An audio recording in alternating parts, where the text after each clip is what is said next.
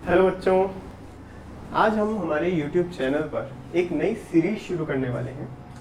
इस सीरीज में हम doctor Bhimrao Ambedkar law university का course BA LLB course integrated 5 year law course का इकोनॉमिक्स का सिलेबस कंप्लीट करेंगे और सेमेस्टर 5 से हम शुरुआत करेंगे। सेमेस्टर 5 के एग्जाम अभी आने वाले हैं, इसलिए सबसे पहले हम सेमेस्टर 5 के कोर्स को कंप्लीट करने की कोशिश करेंगे। आपके सेमेस्टर 5 में पहला टॉपिक आता है इकोनॉमिक एनवायरनमेंट, जिसके लिए आपको कौन सी बुक रेफर करनी है, आपको नोट्स कहाँ से मिलेंगे, क्या क्या टॉपिक्स हम इसमें पढ़ने वाले हैं, तो सभी चीज़ें हम एक एक करके आपको बताने वाले हैं। तो एंड तक हमारे साथ बने रहिए और बिना किसी देरी के लेट्स बिगिन।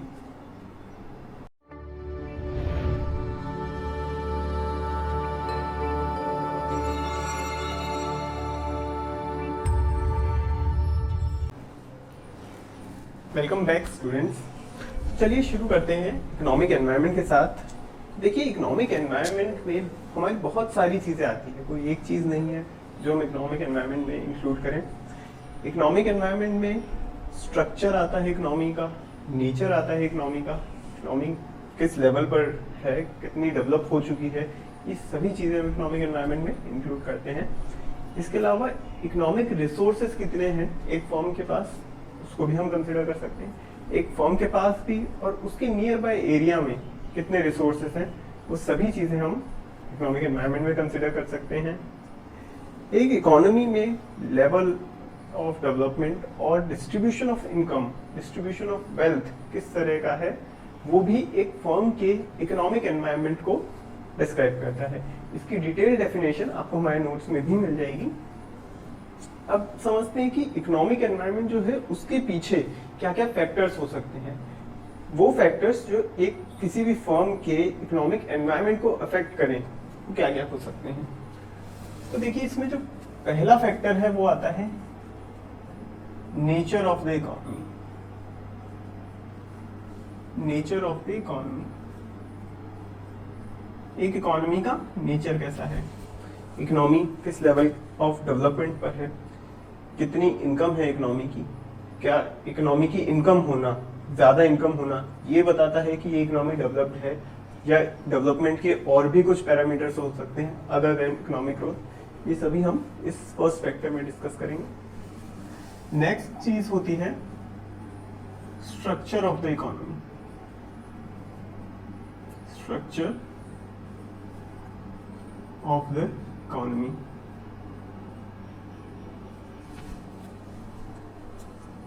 इकोनॉमी का स्ट्रक्चर कैसा है, इकोनॉमी में प्राइमरी सेक्टर ज़्यादा है या फिर इंडस्ट्रियल सेक्टर ज़्यादा है या टर्शियरी सेक्टर में ज़्यादातर लोग एंगेज हैं, किस तरह से क्या डिस्ट्रीब्यूशन है अलग अलग सेक्टर्स में, वो भी हम स्टडी करेंगे। नेक्स्ट आता है इकोनॉमिक एनवायरनमेंट का बहुत ही इम्पोर्टेंट डिटर्मिनेंट है ये कि एक पर्टिकुलर देश में इकोनॉमिक पॉलिसीज किस तरह की हैं। इकोनॉमिक पॉलिसीज, किस तरह की इकोनॉमिक पॉलिसीज एक पर्टिकुलर देश में है, ये बहुत इंपॉर्टेंट है इस बात को डिटरमाइन करने में कि उस देश में जो फर्म्स है उनका इकोनॉमिक एनवायरनमेंट कैसा रहेगा।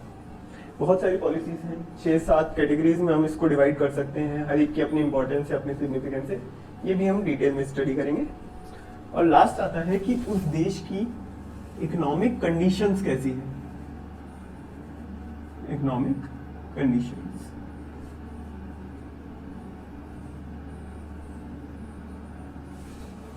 किसी देश में इकोनॉमिक कंडीशंस कैसी है। इकोनॉमिक कंडीशन से हम यहाँ पर ये समझेंगे कि उस देश में ट्रेड करना कितना इजी है, बाहर के देशों के लिए भी और हमारे खुद के देश में ट्रेड कितना करना इजी है, within states, within district, within whole country, ये सब हम स्टडी करने वाले हैं। तो चलिए सबसे पहले हम शुरुआत करते हैं नेचर ऑफ द इकोनॉमी के साथ। नेचर ऑफ द इकोनॉमी, तो पहले हमने जब अलग अलग इकोनॉमीज को क्लासिफाई करना शुरू किया तो सबसे पहले हमने उन्हें उनकी इनकम के अकॉर्डिंग क्लासिफाई किया। GNI per capita, gross national income per capita. इसके बारे में आप लास्ट सेमेस्टर में पढ़ के आएंगे, बट स्टिल थोड़ा सा ब्रीफ ले लेते हैं। Gross national income per capita का मतलब ये है कि एक इकोनॉमी में पर पर्सन इनकम कितनी है। आप इसका रफ एस्टिमेट ले सकते हैं, एक इकोनॉमी में पर पर्सन इनकम कितनी है। अब ये जो एस्टिमेट्स हैं ये जो मेथड है कैलकुलेट करने का, लास्ट सेमेस्टर में हमने पढ़ा था कि अलग अलग मेथड होते हैं नेशनल इनकम को कैलकुलेट करने के लिए। तो यहाँ पर जो मेथड काम में लिया गया है वो है वर्ल्ड बैंक, WB शॉर्ट में लिख रहा हूं, world bank Atlas method. Atlas method, world bank Atlas method के अकॉर्डिंग हमने ये सभी चीज जो भी इनकम कैलकुलेट करी, हमने ये सभी फिगर्स कैलकुलेट किए हैं और इनको अलग अलग कैटेगरीज में डिवाइड किया है। अब ये कैटेगरीज समझिए। फर्स्ट कैटेगरी है low income economies. Low income economies वो सभी इकोनॉमीज होंगी जिनकी GNI पर कैपिटा $1085 या उससे कम है। इसी तरीके से lower middle income, lower middle income में हम वो कंट्रीज रखेंगे जिनमें GNI पर कैपिटा 1086 से लेकर $4255 है। अपर मिडिल इनकम इकोनॉमीज में वो सभी कंट्रीज होंगी जो $4256 से लेकर $13,205 अर्न कर रही हैं। और लास्ट हाई इनकम इकोनॉमीज वो सभी इकोनॉमीज होंगी जिनकी GNI पर कैपिटा 13,206 या उससे ज्यादा रहेंगी। तो ये सब तो एक बेसिक क्लासिफिकेशन हो गया इकोनॉमीज का, लेकिन हमारा मेन गोल है कि हम इकोनॉमीज को इस तरह से डिवाइड कर सकें कि हम ये जान सकें कि कौन सी इकोनॉमी डेवलप्ड है, कौन सी अंडर डेवलप्ड है। अब इनकम एक पैरामीटर है, बट स्टैंडर्ड ऑफ लिविंग को डिफाइन करने के और भी तरीके हो सकते हैं। और ऐसा बिल्कुल जरूरी नहीं है कि आपका स्टैंडर्ड ऑफ लिविंग जो है कि आप किस लेवल ऑफ किस स्टैंडर्ड ऑफ लिविंग पर सस्टेन कर रहे हैं वो जानने के लिए सिर्फ आपकी इनकम देखी जाए। इसके अलावा बहुत सारे फैक्टर्स हो सकते हैं, जैसे कि हम एक कंट्री नॉर्थ कोरिया की बात करते हैं। नॉर्थ कोरिया में सिटीजन्स के पास फ्रीडम थोड़ी कम है। चाइना है, चाइना में पॉलिटिकल फ्रीडम भी कम है। तो कुछ ऐसे देश हैं जिनमें फ्रीडम थोड़ी कम है, तो क्या ये चीज उनकी क्वालिटी ऑफ लाइफ, उनके स्टैंडर्ड ऑफ लिविंग को अफेक्ट नहीं करेगी? बिल्कुल करेगी। भले ही उनकी इनकम ज्यादा हो, लेकिन उनका लिविंग स्टैंडर्ड हमसे कम हो सकता है। इसी तरह से कुछ ऐसी कंट्रीज हो सकती हैं जैसे कि जापान है। जापान में एजुकेशन और हेल्थ केयर फैसिलिटीज फ्री हैं। कोई ऐसी कंट्री जहां पे इनकम तो ज्यादा हो बट ये सभी चीजों पे हमारा खर्चा बहुत ज्यादा हो जाता हो, जैसे एजुकेशन है वो फ्री नहीं हो, सब लोगों के लिए नहीं हो, सब लोगों को बराबर की शिक्षा ना मिल सके, कोई ऐसा देश है, तो वहां पे स्टैंडर्ड ऑफ लिविंग कम होगा। तो चलिए आगे बढ़ते हैं। तो ऐसे दो इंपॉर्टेंट चीजें जो GNI per capita estimates ignore करते हैं वो हो जाते हैं हमारे। पहली चीज परचेजिंग पावर।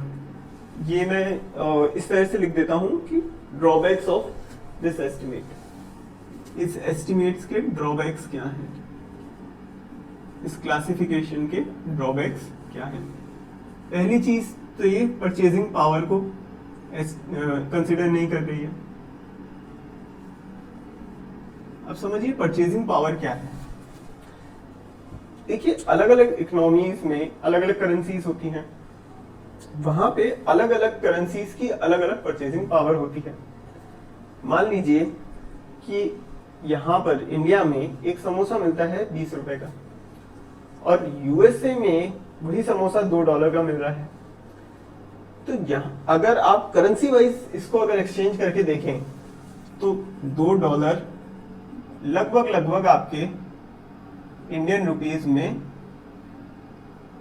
190 रुपीज के बराबर हो जाएंगे। $2 लगभग 190 रुपए के बराबर हो जाएंगे। लेकिन समोसा तो 190 रुपए का नहीं आ रहा है, समोसा तो सिर्फ 20 रुपए का आ रहा है। तो ये परचेजिंग पावर का डिफरेंस है कि अलग अलग करेंसीज की परचेजिंग पावर अलग अलग है। दूसरी ये समझिए misleading picture of growth.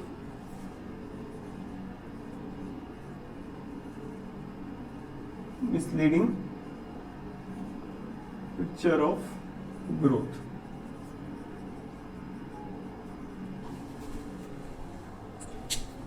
Growth की जो अलग अलग पिक्चर बनती है इस कैटेगराइजेशन की वजह से, इस क्लासिफिकेशन की वजह से वो अलग अलग बन सकती है। अब देखिए हमने इन सभी इकोनॉमीज की इनकम को पहले डॉलर्स में कन्वर्ट किया है और उसके बाद इन सबको क्लासिफाई किया है।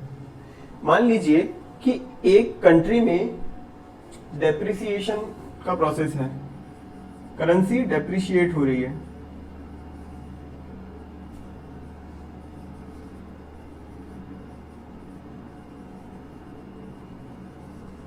करेंसी डेप्रिशिएट हो रही है,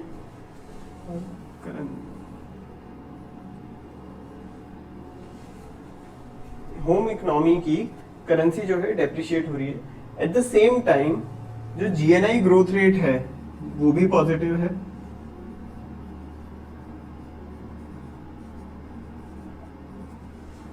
अब मान लीजिए इस कंट्री में जीएनआई ग्रोथ रेट जो है 2% है और डेप्रिसिएशन ऑफ होम करेंसी वो 10% है। तो इस इकोनॉमी में ग्रोथ तो हो रही है, जीएनआई पर कैपिटा 2% से बढ़ रही है, यानी इकोनॉमी 2% से ग्रो कर रही है, लेकिन जो करेंसी है वो 10% से डेप्रिशिएट कर रही है।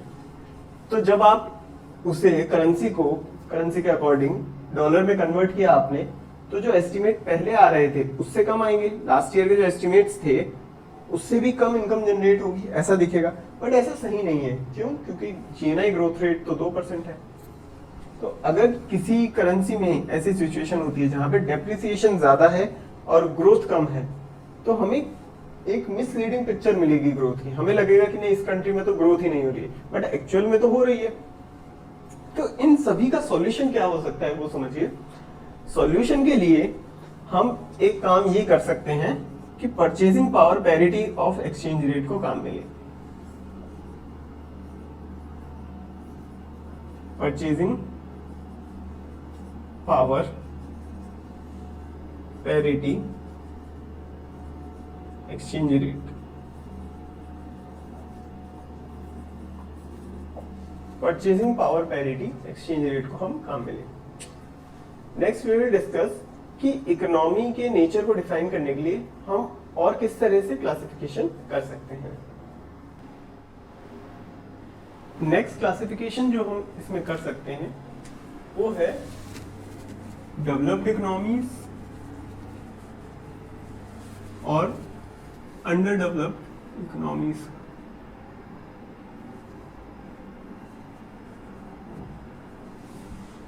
अंडर डेवलप्ड इकोनॉमीज को ही हम कई बार डेवलपिंग इकोनॉमीज भी कह देते हैं। डेवलप्ड इकोनॉमीज को हम मोर डेवलप्ड इकोनॉमीज और डेवलपिंग को लेस डेवलप्ड कंट्रीज भी कह देते हैं। सिर्फ टर्मिनोलॉजी का डिफरेंस है, मीनिंग सेम है। आप जिस भी बुक से पढ़ें, अगर आप अलग अलग बुक्स रेफर कर रहे हैं तो आपको अलग अलग बुक्स में अलग अलग डेफिनेशंस या अलग अलग डिनोशंस मिल सकते हैं। तो एक बात समझिए कि अगर कोई इकोनॉमी है, हाई इनकम इकोनॉमी है, तो जरूरी नहीं है कि वो डेवलप्ड भी हो। इसके लिए एक एग्जांपल लेते हैं।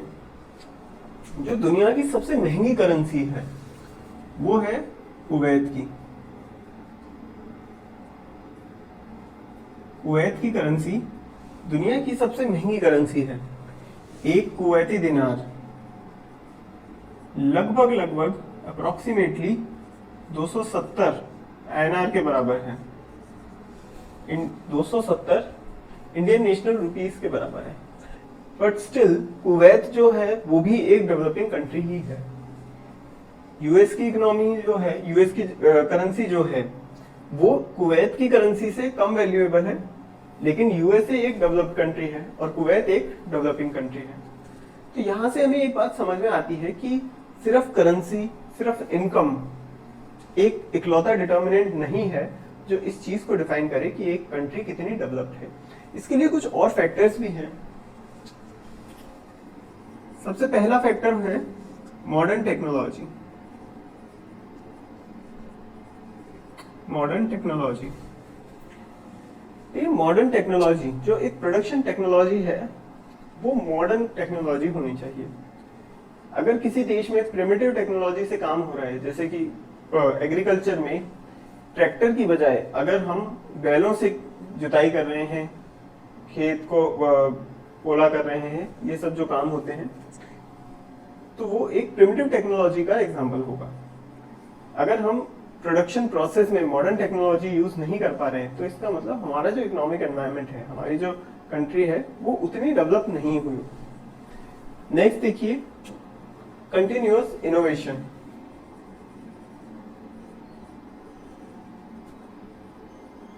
किसी देश में कंटिन्यूअस इनोवेशन होना बहुत जरूरी है इस बात को सिद्ध करने के लिए कि वो देश एक डेवलप्ड देश है। कंटिन्यूअस इनोवेशन से हमारा यहाँ पर मतलब है R&D, रिसर्च एंड डेवलपमेंट का प्रोसेस ज्यादा होना चाहिए। जब भी देश प्रोग्रेस करते हैं तो अक्सर देखा जाता है कि प्राइमरी सेक्टर का शेयर कम हो जाता है, low share of primary sector.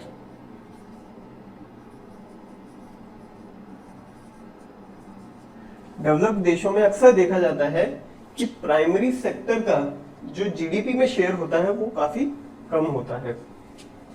और हाई किन का होता है?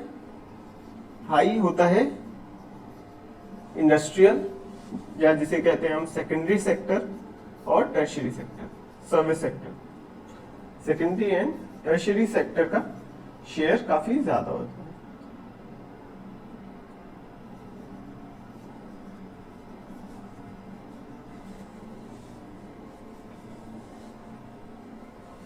और लास्ट पॉइंट, वहां पे मार्केट फ्रेंडली प्रैक्टिसेस रहती हैं। मार्केट फ्रेंडली प्रैक्टिसेस मिलती हैं। मार्केट फ्रेंडली प्रैक्टिसेस मतलब गवर्नमेंट अपने अंडर में प्रोडक्शन और कंजम्पशन की एक्टिविटीज नहीं रखती है। गवर्नमेंट लोगों को इस चीज की फ्रीडम देती है कि वो अपने अकॉर्डिंग मार्केट में प्रोडक्शन कर सकते हैं और कंजम्पशन कर सकते हैं। नेक्स्ट हम एक बात करते हैं डेवलपिंग कंट्रीज की, अंडर डेवलप्ड कंट्रीज भी जिन्हें हम कहते हैं।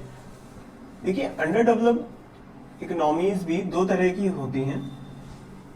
एक उस तरह की कंट्रीज जहां पर हमें रैपिड इंडस्ट्रियलाइजेशन देखने को मिलता है,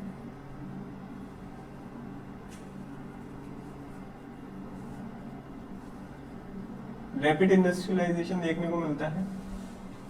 दूसरी तरह की कंट्रीज जो बहुत ही ज्यादा गरीब देश हैं, उस तरह की, इन्हें हम लीस्ट डेवलप्ड कंट्रीज भी कह सकते हैं।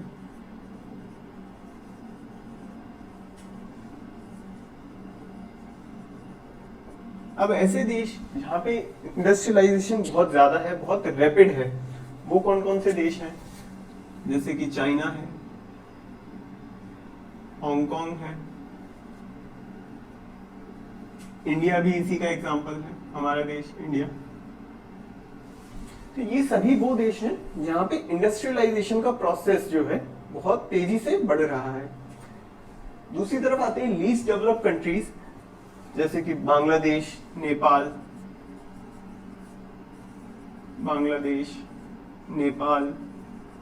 भूटान। ये सभी देश हैं जहां पर इंडस्ट्रियलाइजेशन का प्रोसेस अभी उतनी तेजी पर नहीं पहुंचा है, अभी उतना समृद्ध नहीं हुआ है। यमन, मालदीव्स, म्यांमार, ये सभी लीस्ट डेवलप्ड कंट्रीज हैं। लास्ट में एक कॉन्सेप्ट आता है हमारे ट्रांजिशन इकोनॉमीज का।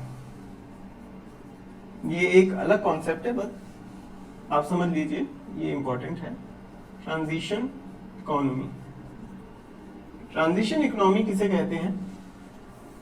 ऐसे देश जो पहले सोशलिस्ट हुआ करते थे और धीरे धीरे वो अपने मार्केट स्ट्रक्चर को चेंज कर रहे हैं और कैपिटलिस्ट कंट्रीज की तरफ जा रहे हैं, वो होती हैं ट्रांजिशन इकोनॉमी, जिनमें पहले सोशलिज्म ज्यादा था और अब कैपिटलिज्म का एलिमेंट इन देशों में ज्यादा आ गया है, वो होती है ट्रांजिशन इकोनॉमी। अब एक चीज ये समझिए कि सोशलिज्म और कैपिटलिज्म क्या चीज है। देखिए, जब मार्केट की जो भी एक्टिविटीज है, प्रोडक्शन, कंजम्पशन, इन्वेस्टमेंट, इन सभी एक्टिविटीज में जब गवर्नमेंट का डायरेक्ट इंटरवेंशन रहे और गवर्नमेंट इन सभी चीजों पर एक स्ट्रिक्ट कंट्रोल रखे, तब तो वो सोशलिस्ट कंट्री है। अगर गवर्नमेंट इन सभी चीजों में इंटरफेयर ना करे तो फिर वो कैपिटलिस्ट कंट्री है। लेकिन ये चीजें दो एक्सट्रीम एंड नहीं है, इनमें अलग अलग लेवल हैं। ये एक कंटिन्यूम कॉन्सेप्ट है। अक्सर चीजें दो अलग अलग एंड पर नहीं होती, कुछ लेवल रहता है उसमें अलग अलग।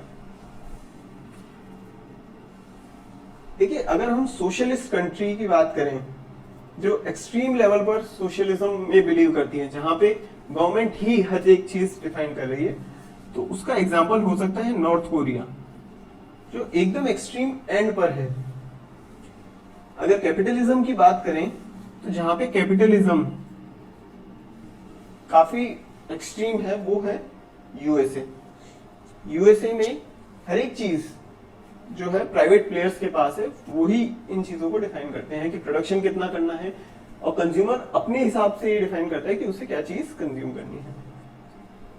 अगर इंडिया की बात करें तो इंडिया में मिक्स्ड इकोनॉमी सिस्टम है। अब मिक्स्ड इकोनॉमी सिस्टम जरूरी नहीं है कि इसी पॉइंट पर हो, ये एक पर्टिकुलर रेंज है जिसमें लाई करने वाली कंट्रीज जो हैं वो मिक्स्ड इकोनॉमी सिस्टम हम कहेंगे। जब हमारा देश आजाद हुआ था तब हमारे देश में सोशलिज्म का कॉन्सेप्ट ज्यादा था, जिसे हम नेहरूवियन सोशलिज्म भी कहते हैं। इस चीज के बारे में भी हम आगे पढ़ेंगे जब हम इंडियन इकोनॉमी के कुछ चैप्टर्स पढ़ेंगे। तो इंडिया की इकोनॉमी जब आजाद हुई तब हमने ये माना कि अगर सरकार सभी चीजों का ध्यान रखेगी तो सबके लिए फायदेमंद रहेगा। तो इंडिया की इकोनॉमी में सोशलिज्म का इनपुट ज्यादा था, कैपिटलिज्म का इनपुट कम था। तो हम ये कह सकते हैं कि इंडिया यहां पर लाई करता था पहले, लेकिन धीरे धीरे हमने अपनी पॉलिसीज को चेंज किया। 1990s में बहुत सारे रिफॉर्म्स लेके आए जहां पर हमने लिबरलाइजेशन, प्राइवेटाइजेशन और ग्लोबलाइजेशन की बातें करी। और आज के टाइम वो जमाना है जब हम चीजों को प्राइवेटाइज किए जा रहे हैं, रिसोर्सेस को, कोल माइंस को, इन सभी को, एयरपोर्ट्स को प्राइवेटाइज करने की बात चल रही है। तो हमारी इकोनॉमी धीरे धीरे कैपिटलिज्म की ओर शिफ्ट हो रही है, और अब हमारी इकोनॉमी आप मान सकते हैं कि बस मिक्स्ड इकोनॉमी की एक दूसरे छोर पर है, कि जहां से अब हम और बाहर जाएंगे तो हमारी कंट्री को भी कैपिटलिस्ट कंट्री कंसिडर किया जा सकेगा। चलिए, ये पूरी बात थी नेचर ऑफ द इकोनॉमी की। नेक्स्ट हम इकोनॉमी के अलग अलग स्ट्रक्चर की बात करेंगे। Now let's discuss what we mean by structure of the economy. देखिए, इकोनॉमी के स्ट्रक्चर की जब हम बात करें तो हम एसेंशियली इकोनॉमी में होने वाले मेजर 3 सेक्टर्स की बात कर रहे हैं। फर्स्ट सेक्टर है प्राइमरी सेक्टर। प्राइमरी सेक्टर में हम जो भी एग्रीकल्चर से रिलेटेड चीजें हैं, जिसमें हम नेचुरल रिसोर्सेस का एक्सट्रैक्शन कर रहे हैं या फिर अर्थ से कुछ एक्सट्रैक्ट कर रहे हैं, उन सभी को प्राइमरी सेक्टर में रखा जाता है। नेचर से जब हम कोई चीजें ले रहे हैं वो सभी प्राइमरी सेक्टर का पार्ट है। इसके एग्जाम्पल में सबसे इंपॉर्टेंट एग्जाम्पल है एग्रीकल्चर, देन एनिमल हस्बेंड्री,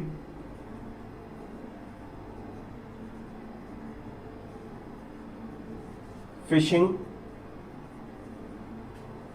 ये सभी चीजें जो हम नेचर से कुछ आउटपुट एक्सट्रैक्ट कर रहे हैं, उन सभी के एग्जाम्पल हैं।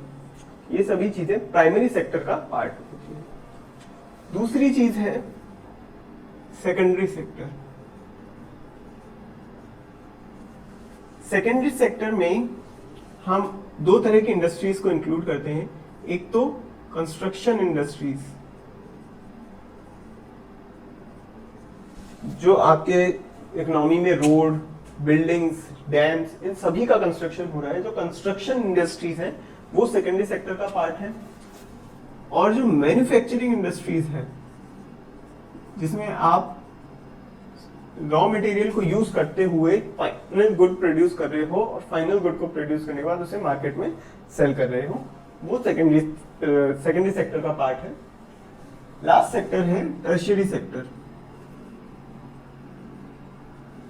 टर्शियरी सेक्टर में हम सर्विसेज को इंक्लूड करते हैं, जहां पे हम गुड्स का प्रोडक्शन नहीं कर रहे, सर्विसेज प्रोवाइड कर रहे हैं, जैसे कि banking services, communication services, telecommunication companies जो हैं वो टर्शियरी सेक्टर का पार्ट है, जैसे बीएसएनएल, रिलायंस जियो, ये सभी टर्शियरी सेक्टर का पार्ट है। अब इन तीनों के क्लासिफिकेशन के बाद जो एक इंपॉर्टेंट चीज आती है वो ये है कि जब एक इकोनॉमी प्रोग्रेस करना शुरू करती है तो देखा गया है अक्सर कि सबसे पहले वो अपने प्राइमरी सेक्टर को डेवलप करती है।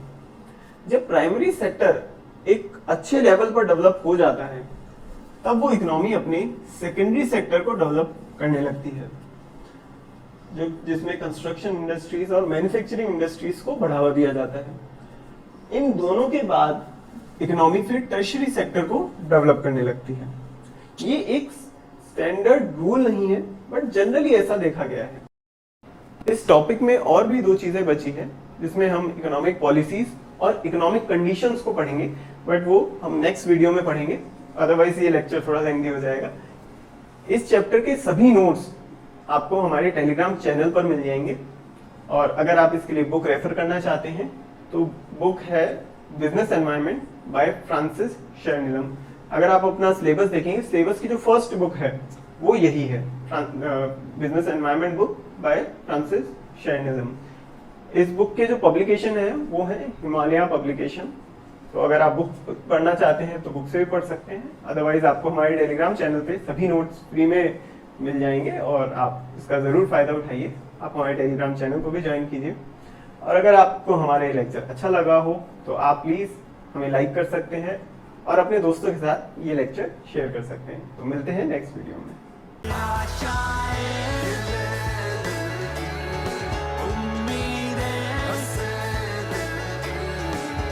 मुश्किल